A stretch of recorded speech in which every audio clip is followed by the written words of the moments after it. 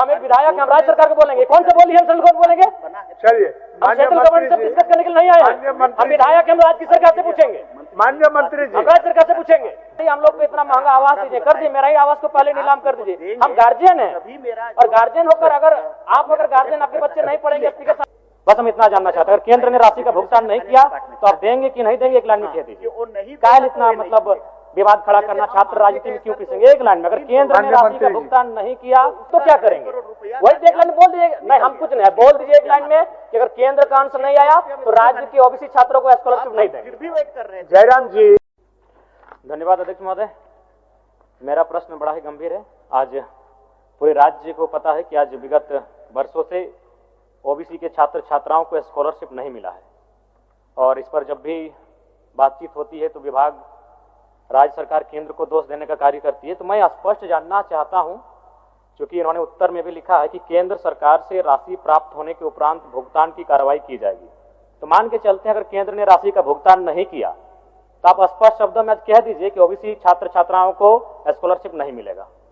बस हम इतना जानना चाहते हैं, अगर केंद्र ने राशि का भुगतान नहीं किया तो आप देंगे कि नहीं देंगे, एक लाइन में कह दीजिए। काहे इतना मतलब विवाद खड़ा करना, छात्र राजनीति में क्यों पिसेंगे? एक लाइन में, अगर केंद्र ने राशि का भुगतान नहीं किया तो आप देंगे या नहीं देंगे? माननीय मंत्री महोदय। माननीय मंत्री जी।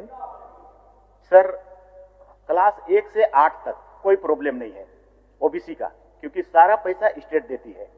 प्रॉब्लम सर 9 और 10 और पोस्ट मैट्रिक का है, और इन दोनों में 60-40 का रेशियो है। अब कानून बना है तो बना है सर, तो हम लोग तो वेट करते हैं, और इसीलिए हम मंत्री जी के पास भी गए, भारत सरकार के पास, और उनको सारा आंकड़ा भी बताए कि आप हमको देंगे तभी मेरा जो मेरा बजट का पैसा है सो खुलेगा।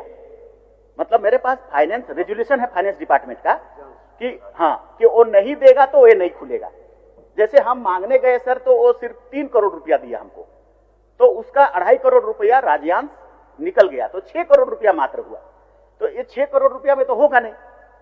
अब हम फिर भी वेट कर रहे थे कि वो अगर आ जाए, मिल जाए, क्योंकि वो आ करके बोले भी कि मंत्री गए थे और हम उसको एश्योर किए हैं कि और ज्यादा पैसा हम भेजेंगे, लेकिन अभी तक वो आया नहीं सर। तो क्या पता आएगा कि नहीं आएगा, हम लोग भी असमंजस में हैं, और नहीं आएगा तो हमारे बच्चों का क्या होगा ये भी हम लोग सोच रहे हैं सर। और इसीलिए हमारे पास बजट में जो पैसा है, क्योंकि उसके लिए एक प्रावधान है कि उधर से आएगा तभी हम खोल सकते हैं, इसको शिथिल करने की आवश्यकता हम महसूस कर रहे हैं सर।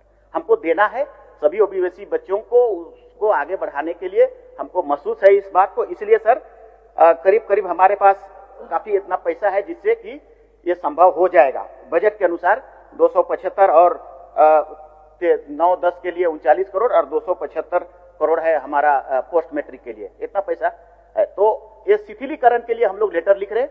कल हमने पीठ पत्र भी जारी कर दिया सेक्रेटरी को कि आप इसका वैकल्पिक व्यवस्था करें। केंद्र नहीं देगा तो उसकी बात है, मत देने दीजिए, हम क्या करेंगे उसको बात बताइए, मेरे पास बजट में है उसको क्लियर करिए। तो हमने लिख दिया है, कुछ दिनों में हम लोग इसका व्यवस्था करेंगे। पिछले कल के अनुसार हम शायद लगता है कि इसको हम लोग ठीक कर लेंगे। चलिए जयराम जी, अच्छा उत्तर हुआ। यानी ठीक है अध्यक्ष महोदय, 1 साल से ज्यादा हो चुका है, तो वही तो नहीं, सही बात। अगर केंद्र नहीं दिया तो क्या आपके पास विकल्प है, क्या तैयारी आपके? नहीं तो जयराम जी सर, आप शायद ध्यान से 1 साल से ज्यादा हो चुका है। नहीं, सही बात हो चुका है, सही बात है। केंद्र आपका सवाल को मंत्री जी स्वीकार भी किए और पीठ पत्र भी लिख चुके हैं। ये उत्तर नहीं हुआ। अच्छा, हम थोड़ा सा उनके आंकड़ों के अनुसार ही जानना चाहेंगे मंत्री जी से कि 2023-24 में कितना राशि स्कॉलरशिप के लिए भुगतान किया गया था 2023-24 में?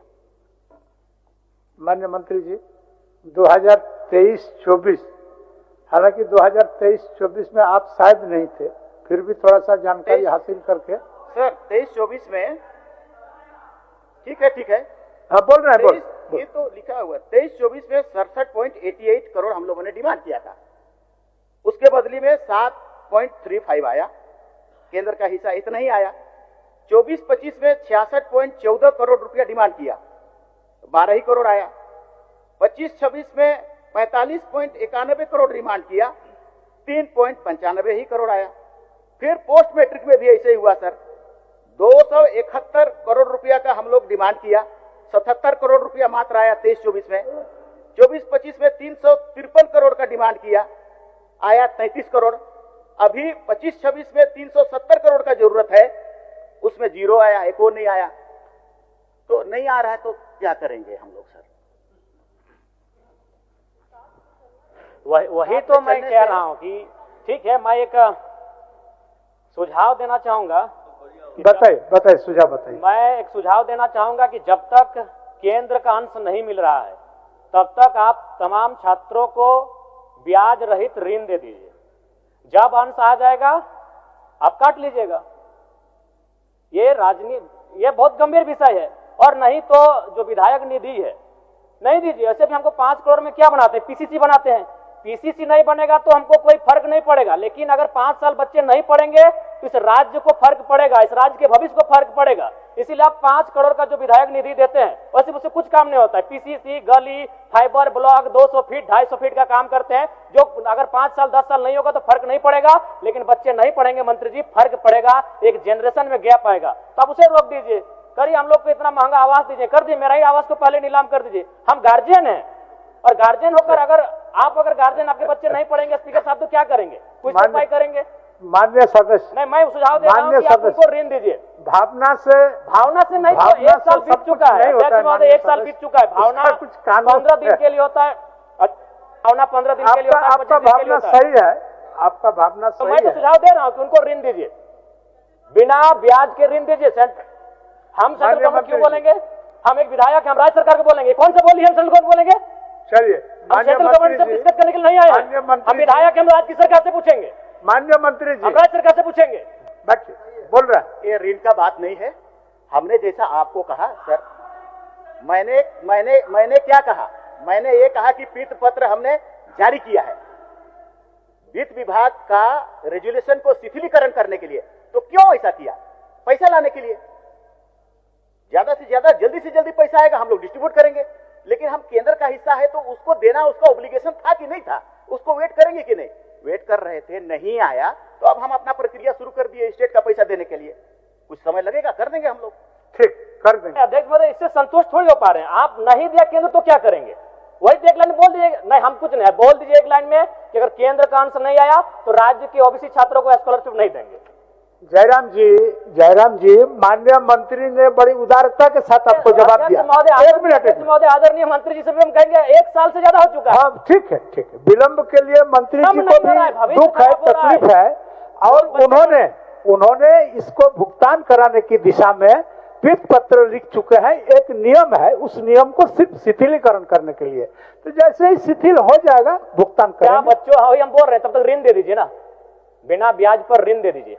अब माननीय मंत्री जी बताएंगे इनका विकल्प क्या है। माननीय मंत्री, देखिए ये गंभीर विषय है। क्या है? बिना ब्याज पर ऋण दीजिए, और जब केंद्र का अंश आएगा, जब आप स्कॉलरशिप। सर, ऋण एक तो सरकार या विधि या विभाग, बैठिए जयराम जी, सिस्टम से चलता है ना सर। अब वो ऋण कहां से आएगा? कौन जगह से, कौन फंड को हम देंगे ऋण? हमारे पास जो स्कॉलरशिप का चीज है उसी पर हम सॉल्यूशन निकाल सकते हैं। ऋण हम कौन वाला पैसा को देंगे? क्योंकि मेरे पास तो कोई पैसा है नहीं ऋण देने के लिए। इसीलिए इसका सॉल्यूशन यही है जयराम जी, हम लोग जल्दी से जल्दी करें सब मिल करके, और उस पैसा को निकाले जो राज्य के पास है उसको हम लोग दे दें। जल्दी करें इस पर। थोड़ा समय दीजिए जयराम जी, थोड़ा समय पर्याप्त है। क्योंकि और भी माननीय सदस्यों को सवाल पूछना है, लेकिन हम संतुष्ट हो पाए ना राज्य के छात्र संतुष्ट हो पाए। बाकी माननीय मंत्री महोदय, आप लोग क्या कर रहे हैं नहीं कर रहे हैं, लेकिन आपके माननीय सदस्य ने जो कहा कि आप केंद्र से पूछिए, गलत बात है। हम एक विधायक हैं, हम केंद्र से पूछने के लिए नहीं आए हैं, हम राज्य सरकार माननीय मुख्यमंत्री से पूछने आए हैं, हम विभागीय मंत्री से पूछने आए हैं। तो ये आप 2 साल कीजिए, हमारे साथ ये नहीं कर सकते हैं। माननीय सदस्य अमित यादव जी।